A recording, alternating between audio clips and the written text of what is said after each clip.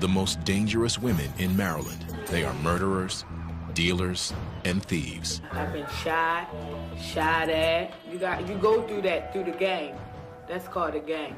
From career criminals to first-timers, all housed in one prison. I just didn't know what I was coming into. You're mixed in with all different people. For many, rage and violence are a way of life. You're going to look out for yourself because nobody else is going to. Mind your business. It's not that hard. We got into a heated argument and she choked me. Welcome to the world of Maryland's female convicts. Get out of my face!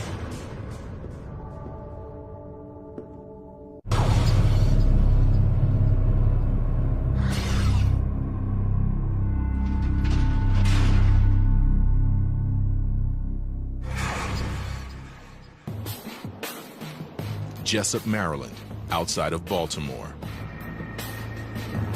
Home to the only prison for the state's female felons. Killers, kidnappers, addicts. They all land here at Maryland Correctional Institution for Women, or MCIW. Tell Mom I love her.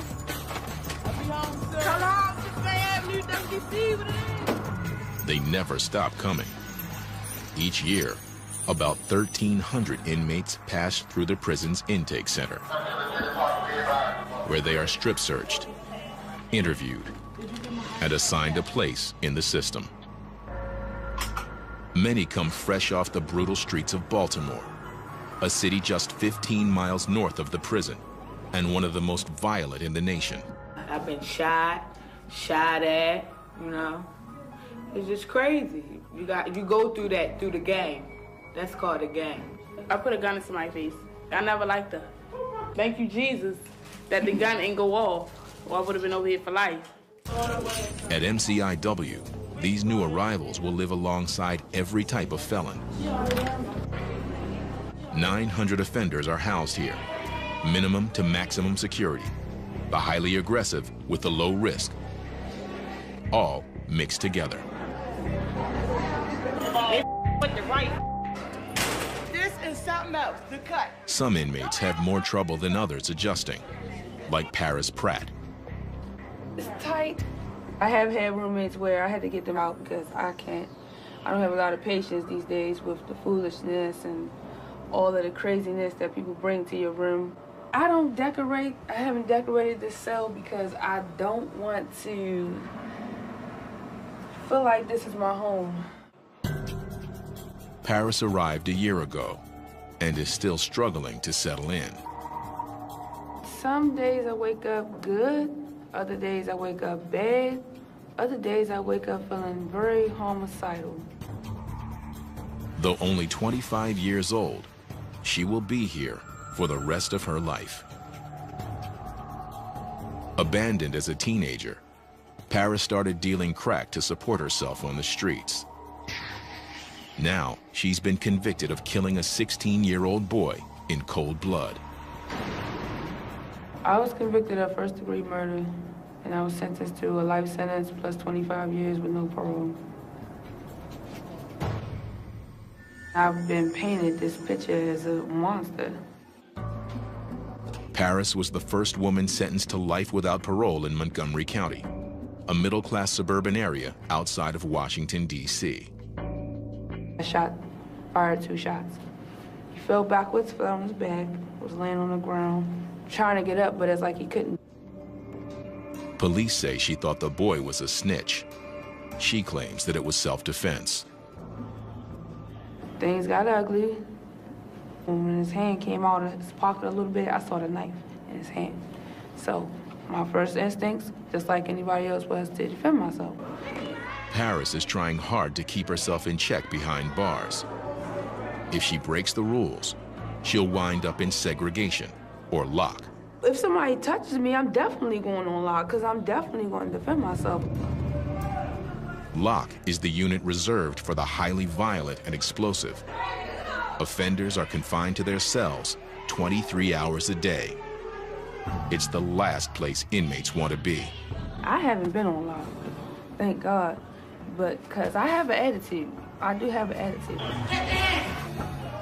You're going to look out for yourself because you have to, because nobody else is going to. If I stay here and I let somebody stab me in here, I'm stabbed. They're not going to give a damn about what caused it, who did what, or whatever. The first thing they're going to do is say, oh, okay, you did it, lock her up.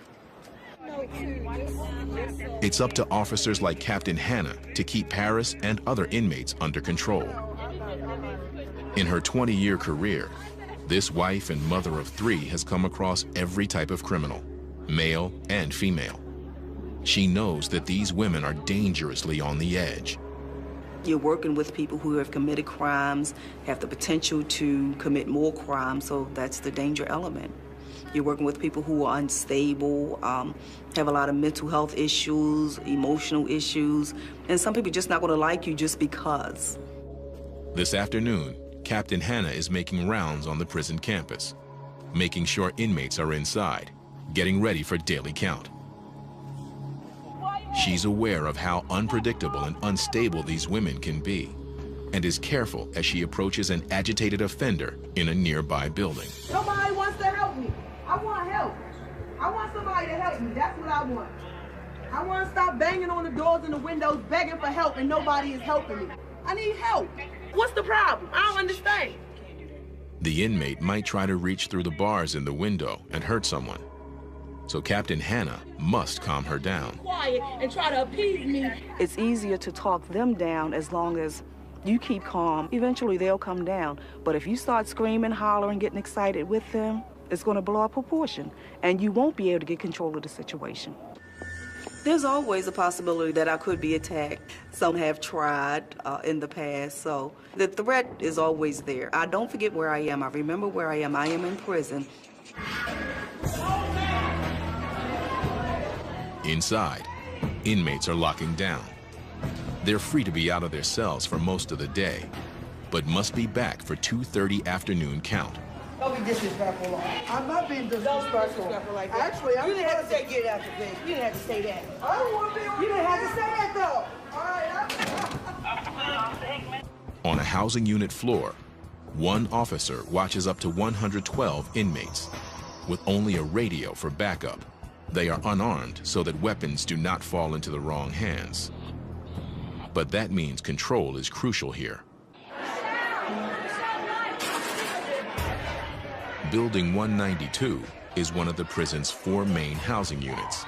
It's broken into 4 wings. One of them, D Wing, houses inmates who have serious anger and behavioral issues. Yeah.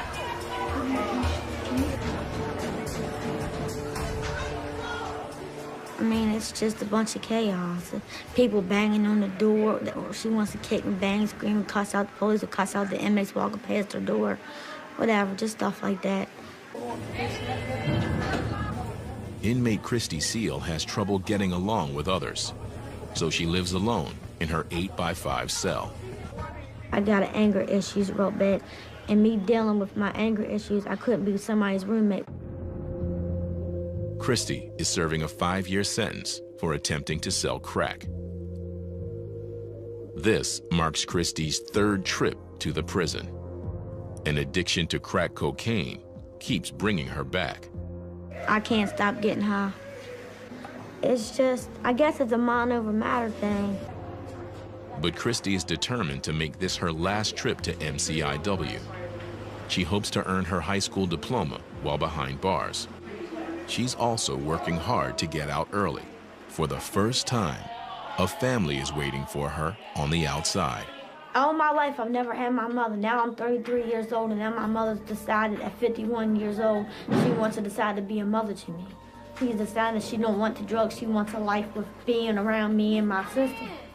Christy hopes if she behaves herself, she can make parole and leave prison in 2 years instead of 5. To do that, she can't go off on inmates in the prison's general population. If I can't deal with people in population, how am I going to deal with people in society? To help keep calm, she turns to her inmate girlfriend. But that means breaking the rules. She's like my soulmate. I mean, we're so much alike, but we're so different, too. And it's like, we just belong together. The prison doesn't allow for relationships since they often lead to conflict. And the last thing Christy needs is any more trouble. Across the prison campus, inmate Jill Newland is a first-timer to the prison. Hers is not a typical criminal background, and this place makes her anxious. I just didn't know what I was coming into. It was the unknown. It was really scary. You are mixed in with lifers. You're mixed in with all different people. The 34-year-old grew up in a middle-class suburb of Baltimore, attended college, and led a comfortable life until she got hooked on painkillers. It just escalated. I ran out of prescription medication, so I went to other things. I started experimenting with heroin, cocaine, things like that. Jill soon found herself disappearing for days into Baltimore drug houses. People were dealing drugs out of the house, constantly people in and out, probably up to 60 to 70 people in the house at a time. It's just crazy where drugs lead you. She eventually turned to crime to support her habit. Convicted of first-degree burglary, Jill got an 8-year sentence, but was put on probation. She violated her probation and is now doing hard time. Prison is tough enough for first-timers, but for Jill, it's proving even harder. She was 3 months pregnant when coming to prison, but then found out she is having twins when she arrived. I didn't know I was having twins till I got down here. So it was a joyful occasion, then it was sad. The girl we're gonna name Savannah Hope, and the boy is gonna be Jacob. Jill already has a 3-year-old daughter and a 1-year-old son, both of whom live with her husband. My two at home, I don't really talk about that much. It's like a sore subject because I sit there and it's hard to deal with. You know, one day I was there, next day I'm gone. I really wasn't being a good mom because a good mom doesn't get high. In this prison, pregnant inmates are treated like everyone else. I thought like they'd have a whole little pregnancy area and like, you know, just I thought it'd be different, not really mixed in with general population. I was nervous about that at first because I was thinking if there was a fight, you know, it's very easy for me to, you know, get bumped into. Anything could happen, and yeah, that scared me. I mean, you have to watch yourself. Because she is carrying twins, Jill's pregnancy is considered high risk. Twins are often premature, and her past drug use could compromise the baby's health. As her due date nears, the prison has confined Jill to the infirmary, a small wing separate from the main housing units. Security cameras monitor these women 24/7 in case something goes wrong. I'm really concerned about their health. I mean, I think their health is good, but it's still scary because you don't know. I mean, I won't know until the babies are born. As it's getting closer, it's getting worse. But I can't do anything about it, so I've just tried to deal with it. I have to take it one day at a time and just hope for the best. But Jill will have to deal with far more than she expects in the days to come.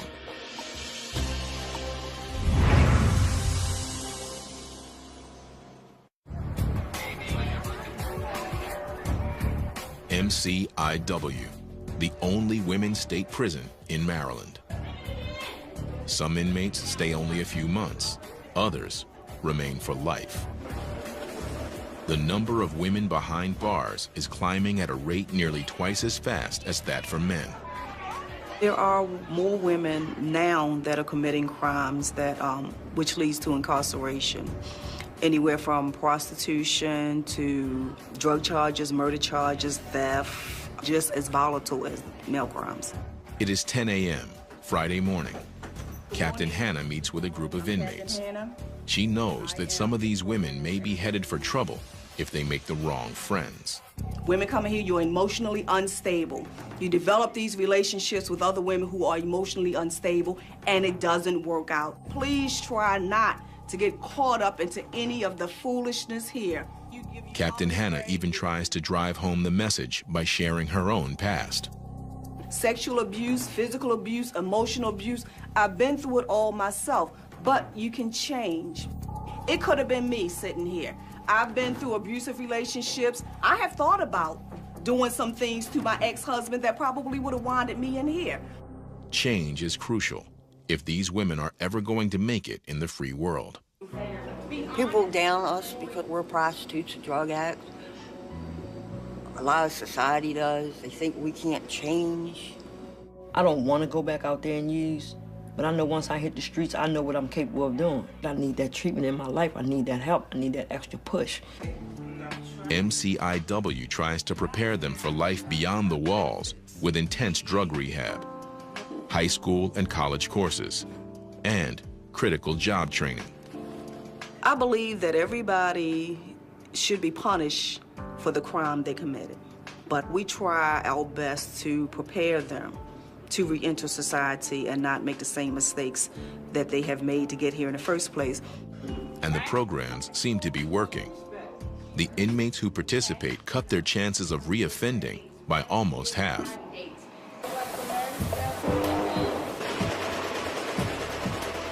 The prison sew shop offers some of the best training. The women learn marketable skills, and daily pay here goes up to $3.50. Behind bars, that's a big paycheck, and it's considered a privilege to work here. Lifer and convicted murderer Paris Pratt is one of 85 women who have landed a job here, making uniforms and flags for the state. The work keeps Paris busy and keeps her mind off being locked up. But the distraction only goes so far. It's like I'm really going through something within myself. Wake up, you're around the same people, doing the same dumb stuff. You work, you slave for a little bit of money, eat the same stuff that's disgusting. It's like really you had nothing to look forward to. Etta Myers also helps Paris get through the days. The two women work together in the sew shop. Etta is a fellow lifer and one of the few inmates she trusts. Etta has been here for 32 years. I used to think she got to be crazy to be still sane after 32 years, you know. Paris. But I guess as time goes along and I learn how to cope with things and deal with things differently, maybe I can be like her one day. Etta was convicted of killing a man during an attempted robbery in his home. I got locked up in 1977 for murder in the first degree with a handgun. Before I came to jail, I was married. I was a drug addict. Like Paris, she came to the prison in her early 20s, and at first, didn't think she would make it. There was nobody that I could trust in jail, so it was easier for me to stay by myself than to mingle with somebody who I didn't know anything about. I was very uneducated, very fragile, very empty inside, very frightened, very, very afraid.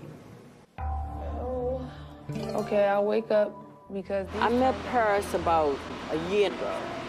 She had just come into prison with a life sentence. They wanted her to know that there were people here who actually had been here for a long period of time and had fared just well. Her first question was, how long have you been here? And oh my God, you look so good. And I'm like, you know, I don't know what good is, but thanks.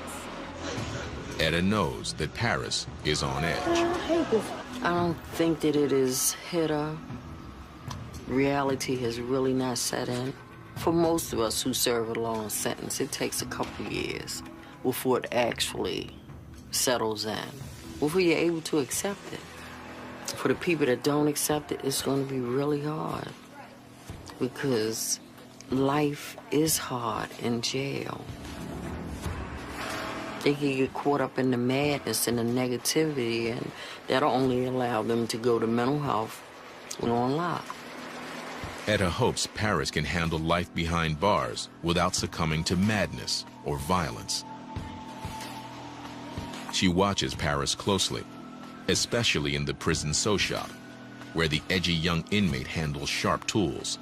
She doesn't want to see Paris or anyone else get hurt.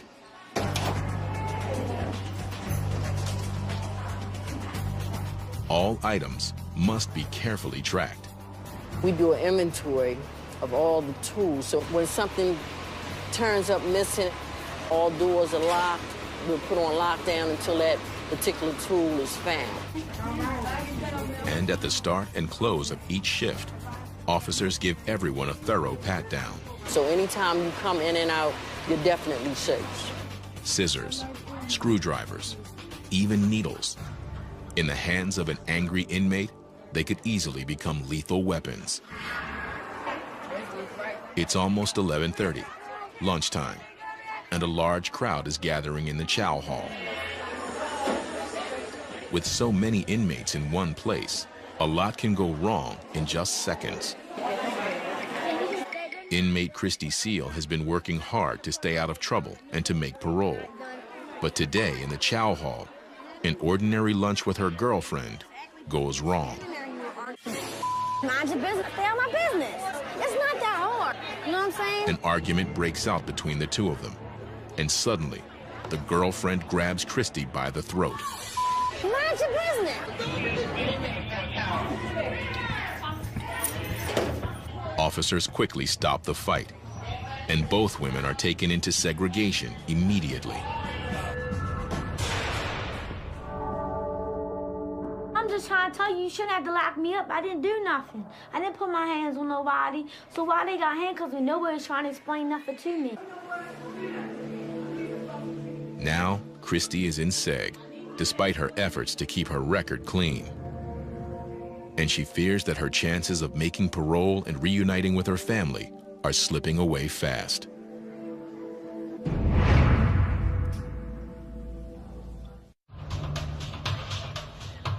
Thursday morning at Maryland Correctional Institution for Women. Here, behind the mesh of razor wire, 900 of the state's worst female offenders are forced to live together. At any given time, about 20 of these inmates are pregnant. Among them is convicted burglar and drug addict Jill Newland, who is expecting twins. 3 weeks remain until her delivery date. Every week, Jill undergoes a routine checkup.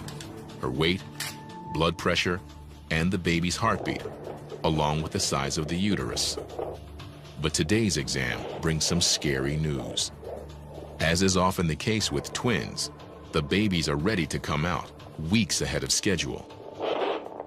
Jill must head to the local hospital immediately.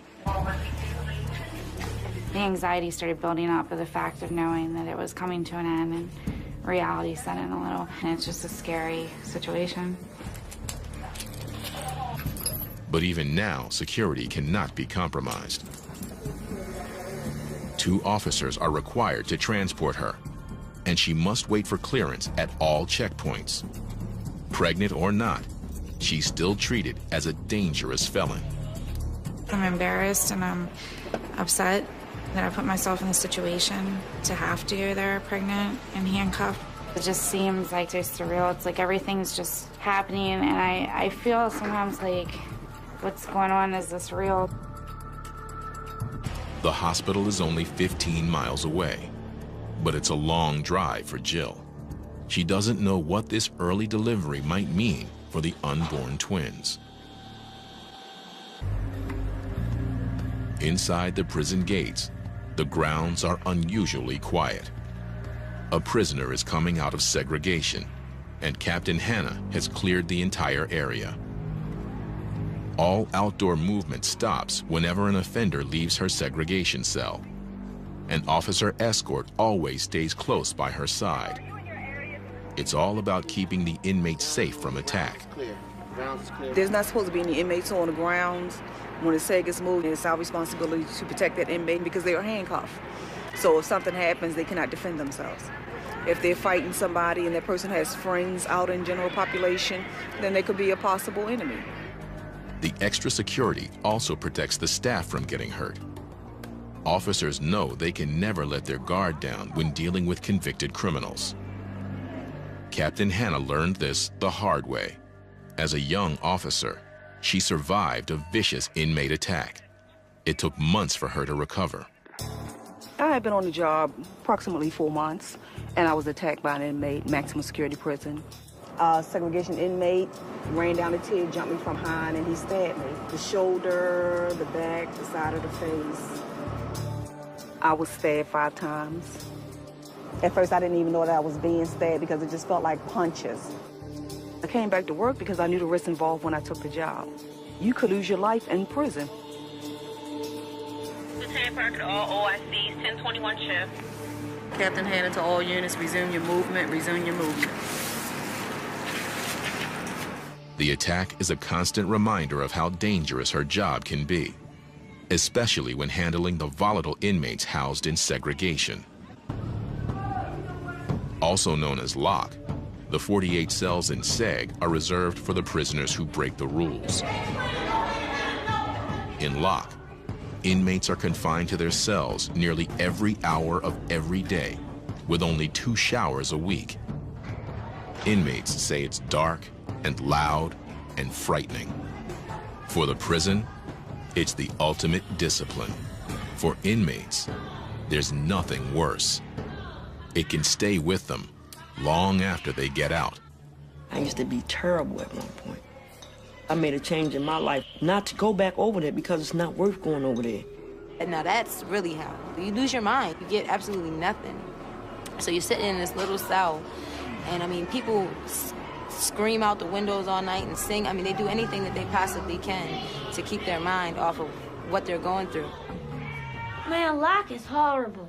You never come out your cell. You got all this time to sit in there and just look at walls and think and talk to yourself. I mean, who wants to be over there and be miserable like that? I know I don't. I'm in school. I'm trying to do what I need to do to get out of here. I'm not trying to make my time stop by going on the lock. You know what I'm saying? And I'm telling you, you don't want to go over there. Christy Seal has just come out of lock after fighting in the cafeteria with her inmate girlfriend. My girlfriend is a liar. I'm finding out a lot of things that she's doing, being sneaky, being phony with stuff. I found out she was telling somebody that I need her. I don't need you, miss. Are you crazy? And we got into it in the cafeteria, and we got into a heated argument, and she choked me. This was Christy's first trip back to SEG in months. Luckily, she was cleared of all charges this time. The prison ruled the instigator was Christy's girlfriend, who remains in lock. She's always putting her hands on me. There's a scratch mark on my neck where it's healing up right there. She did that, you know what I'm saying? So I'm constantly smacking her back because I'm not going to keep allowing you to put your hands on me and think I'm not going to smack you back. Hearing about the fight with her girlfriend, Captain Hanna brings Christy in for a talk after she is released from SEG. So what do you plan to do now? I'm going to try to stay away from her. And I did say try. We do not condone these relationships, but we know they do happen. And it doesn't work out. There are fights. The women may do certain things or act certain ways towards other inmates just to make this particular one jealous, and it creates a lot of problems. My anger took over because I couldn't. It felt like I couldn't breathe. I felt like everybody was ganging up on me. Mm-hmm. You have to be able to handle your anger issues. What do you have planned for when you leave here? If you don't have a plan, you're going to be back here. What about your education, college degree? Do you have your high school diploma? I can't get it. Well, why? Because I ain't smart enough yet. Yes, you are. Don't say that. I mean, I waited till I was an old lady before I got my bachelor's degree, but I did it.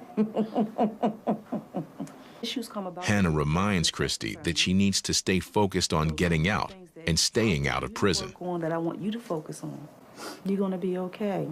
I just want you to focus on you. Yeah. You getting better. You healing emotionally. Because when you leave, and you will be leaving, I want you to stay gone.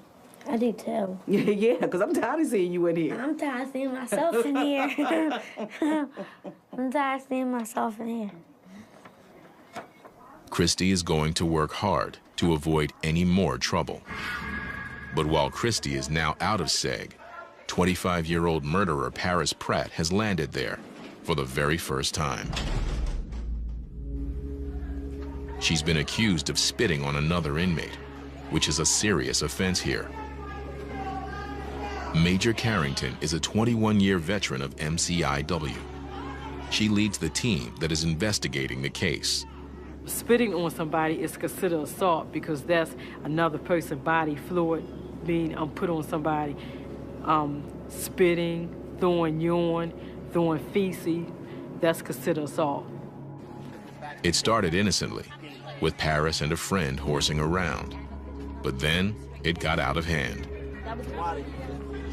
Because the case involves assault, both inmates will stay on lock until officers sort out the truth. Paris says she was unjustly accused.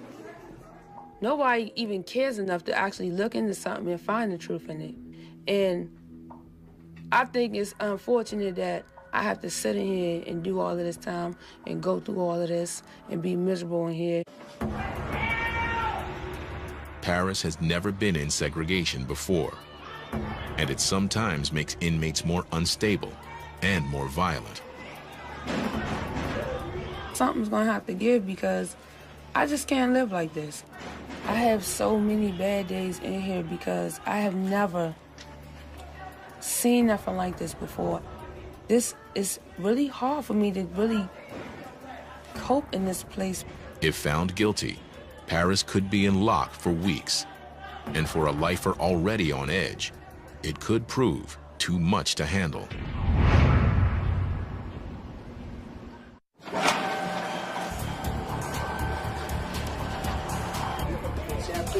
3 p.m.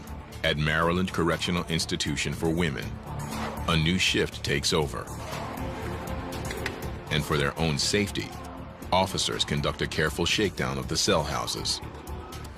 Every day, every time a shift change, each officer that comes on, they have to do a search of the common areas. Officers regularly shake down individual cells, but inmates also like to stash contraband, such as razors and drugs, in the common areas. If they want to hide it for somebody else to get, they will hide it in the common area. That way anybody can go get it. There's no claim to any specific person, so if you find it in the common area, you cannot say this belongs to this particular inmate. You can do it. They're very creative in how they hide things. They would hide stuff inside the trash can because they know nobody really wants to put their hands on that because that's unsanitary. They can hide stuff behind the paper, so you have to look under that to make sure that there are no razors, tobacco, or anything hidden behind that. You have marijuana, heroin, pills, and a lot of times women will take other people's drugs, psychotropic drugs, just to get high. If they know that you're constantly searching and that you're being consistent with it, then they're less likely to hide it in these areas. Those caught with dangerous contraband end up in segregation or lock with other rule breakers. Like inmate Paris Pratt, who is just getting out from a 1-week stay on an alleged assault charge. But she's not out of trouble yet. The prison concluded that Paris did not spit on anyone and has dropped the assault charge. But she still faces a hearing on a related violation from that night: aggressive horseplay. If found guilty, the inmate is in danger of seeing more seg time. The charge sounds relatively harmless, but the prison knows how easily things can escalate here. Hearing Officer Barthlow oversees these disciplinary cases. Starts out as some minor type of play, but then someone takes offense to what's occurring in the way of too hard of a bump or some comment being made, and then the fists start flying.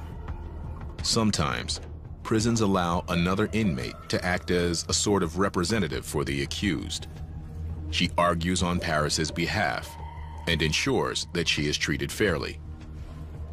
During these sessions, the inmates must be heavily restrained. We've had incidences in the past where inmates have not been shackled, where either the hearing officer or the officer assigned to the hearing was injured, with someone becoming upset and becoming physical as a result of the decisions that are made. Hearing Officer Barthlow reads the report from that night. At approximately 6:40 p.m., while observing inmates returning from dinner, I observed inmate Paris Pratt, 923-505, and Crystal pulling each other's shirt and chasing each other recklessly. I ordered them to stop horseplaying and ordered them to go into the building. This is not a violent act. It's not a... The inmate representative defends Paris, claiming she played no real part in the incident. So in this case, Ms. Pratt actually did not do anything. They were coming from dinner. She was on her way into the building. She did not, was not reckless in any manner. But this isn't the first time Paris has been in trouble. She's had 3 similar violations in the past, and given her record, hearing officer Barthlow is not convinced. Ms. Pratt, after weighing what your representative has presented here through her arguments, what the institution has presented through its evidence, I will find you guilty of the violation of 501. You're obviously having some problems with the rules and your adjustment here. If you don't work with the system, then the system, there are consequences to pay. And if you are found guilty of another violation within the next 3 months, it's mandatory that the hearing officer must impose segregation. That's disciplinary segregation. All right? Paris is lucky, but now walks a very thin line. If she breaks a rule again, Paris returns to Locke immediately. Should I be happy? I don't have nothing to say right now.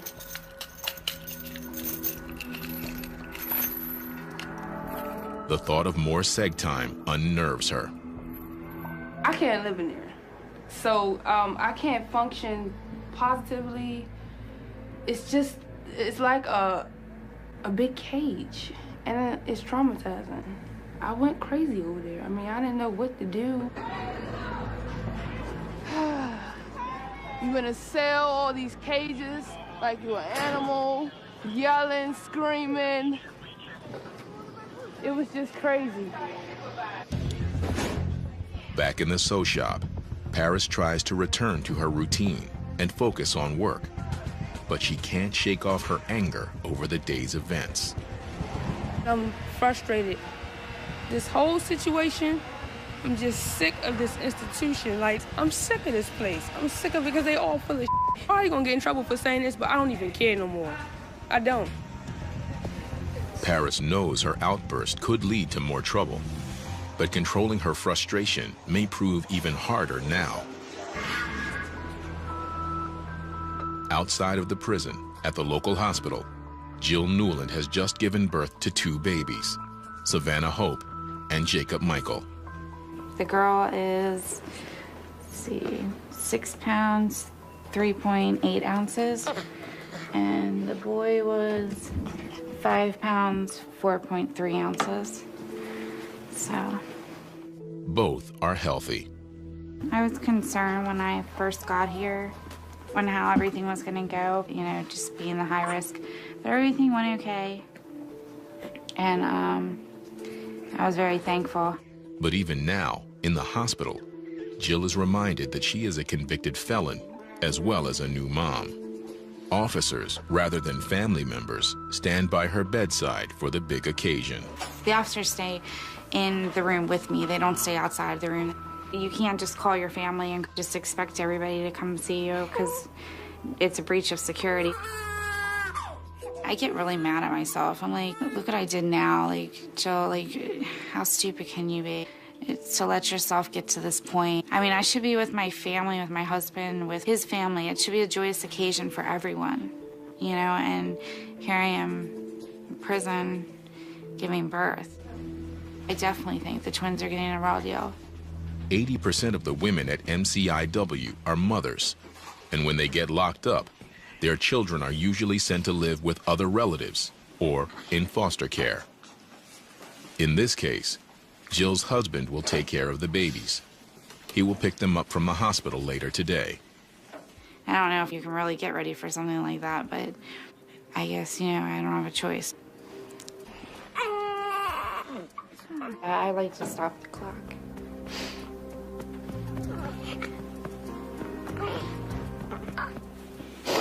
Sorry. It's hard things to go through.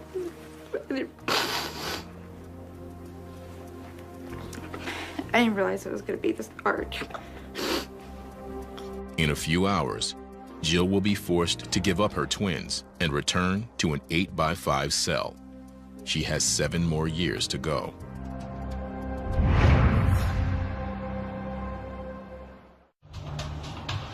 Friday afternoon at Maryland Correctional Institution for Women. Inmate Christy Seal can't manage to stay out of trouble. This time it wasn't her girlfriend. It was a run-in with the prison therapist.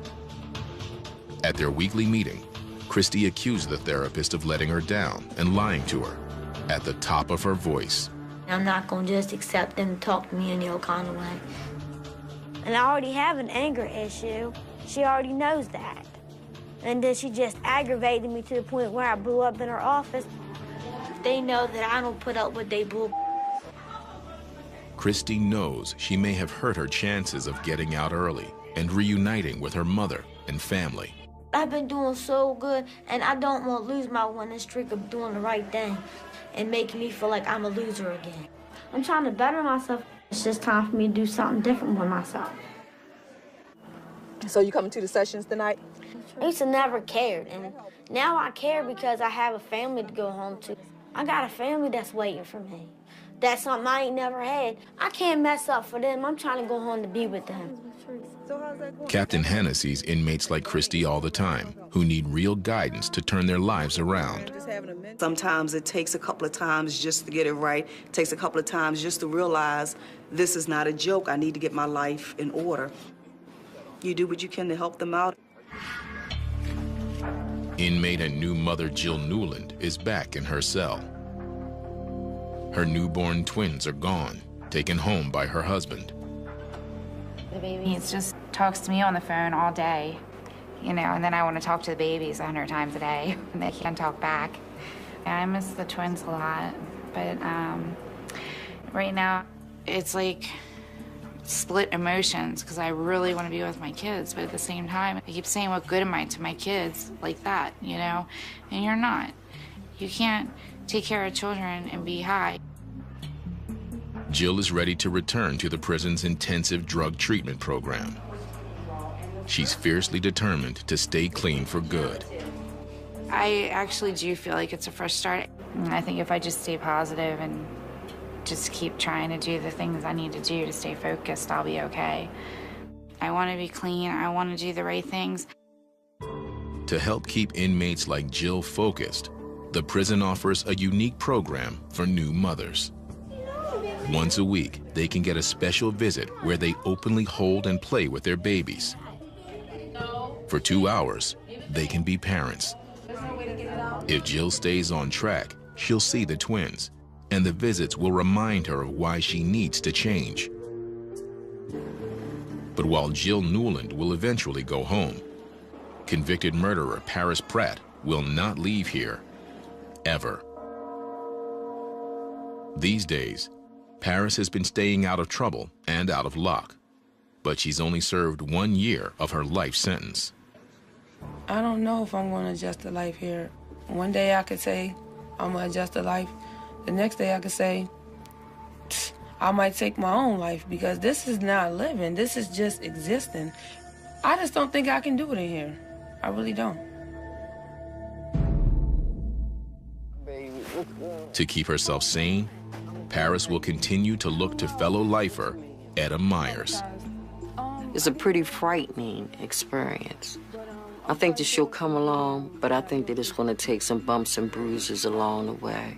It's going to take some time for her to accept the reality that she may be here for a very long time.